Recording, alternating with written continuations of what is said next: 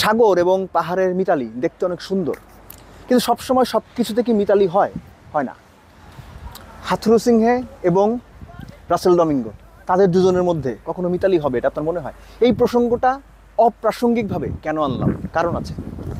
যেহেতু বাংলাদেশের সঙ্গে নেদারল্যান্ডসের খেলা, হাথুরু এবং রাসেল ডমিঙ্গো, বাংলাদেশের বর্তমান এবং সাবেক দুই কোচের একটা মনস্তাত্ত্বিক কিংবা ট্যাকটিক্যাল ব্যাটেল আমরা হয়তোবা দেখতে পারি। শুধু তাই নয়, নেদারল্যান্ডস দলের সঙ্গে কোচ হিসেবে আছেন বাংলাদেশের সাবেক আরেকজন কোচ রায়ান কুক।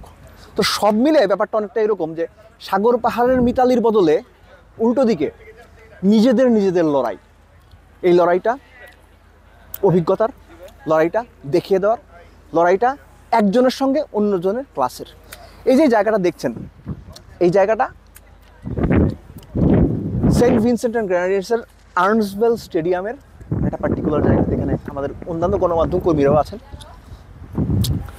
তারা এরকম কোনো কিছু আগে কখনো দেখেছেন আপনারা? কেউ স্টেডিয়ামের ভেতরে এরকম সুইমিং পুল কেউ দেখেনি, আমরাও দেখিনি। আপনারা হয়তো সিপিএলের সময় দেখেছেন, কিন্তু এই মাঠগুলো এমনভাবে তৈরি করা হয় যে ক্রিকেটটা বিভিন্নভাবে আপনি উপভোগ করতে পারবেন, বাংলাদেশের মতো না।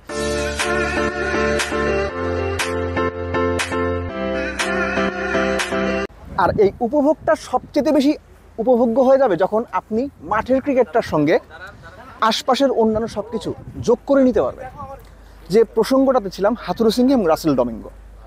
রাসেল ডমিঙ্গো চলে যাবার পরই হাথুরু সিংহে বাংলাদেশের কোচ হয়েছেন, এবং এমন একটা সিচুয়েশন, এমন একটা ম্যাচ যেখানে নেদারল্যান্ডসেরও সুপার 8-এ যাবার সম্ভাবনা রয়েছে, বাংলাদেশেরও রয়েছে।